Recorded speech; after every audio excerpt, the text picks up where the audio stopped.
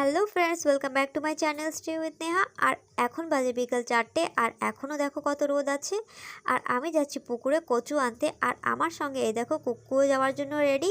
মানে আমি যাব, আমার পেছন পেছন ওকে যেতেই হবে। তো চলো এবার যাওয়া যাক। তো আমি আগে আগে হাঁটছি আর কুকু পেছন পেছনে দৌড়ে দৌড়ে আসছে। আর এক ঝটকা দৌড়ে একদম সামনে যাওয়ার চেষ্টা। আমি ভেবেছিলাম আমার পায়ে টায়ে পড়বে। তারপরে দেখো পুকুরেও চলে এলাম। এই পুকুর থেকে আমি মাছ ধরি, তোমাদেরকে ভিডিও দেখিয়েছিলাম সেই পুকুর থেকে আমি কত মাছ ধরেছিলাম। আর এখন চলেও এসেছি। আর এই কচুগুলো কিন্তু একদম কুয়োর পাশে হয়েছে, জলেও আছে, কিন্তু আমি একদম পাশ থেকেই নেব। আর এই দেখো এখনও লতি হয়ে আছে, বেশি নেই কিন্তু এখনও আছে, আমাদের দুজনে তো হয়ে যাবে।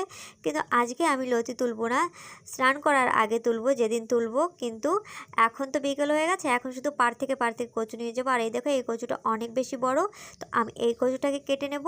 আর আমি কাঁচি দিয়ে আগে শিকড়গুলো ছাড়িয়ে তারপর কচুটাকে টেনে টেনে উঠিয়ে নেব। তো বেশি আমি নেব না, 3-4টে হলেই হয়ে যাবে, কারণ কচুর সাইজগুলো অনেক বড়। আর এবছর এখনও আমরা এখান থেকে কচু তুলে খাইনি, তো অনেক ইচ্ছে করছিল, তো ভাবছিলাম তুলেই নিই।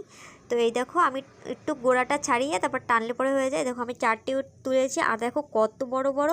আর এই কচু কিন্তু আমার থেকেও অনেক বেশি লম্বা। ভিডিওতে বুঝতে পারছো না, কিন্তু এই কচুগুলো নিয়ে যখন আমি ঘরে যাব, তো আমি তোমাদেরকে দেখাবো যে কত লম্বা, আমার থেকেও লম্বা।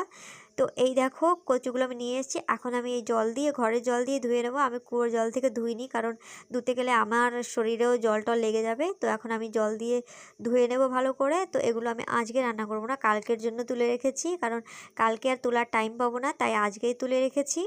আর জানো আমি কতটা লম্বা? আমি 4.6 ইঞ্চ, আর এই কচুগুলো মনে হয় 5 ফিট লম্বা হবে। তারপরে আমি বললাম আমার হাজব্যান্ডকে ডেকে একটু ভিডিও করে দিতে, আর তোমাদেরকে দেখাই। এই দেখো এবার বুঝতে পারবে যে কত লম্বা।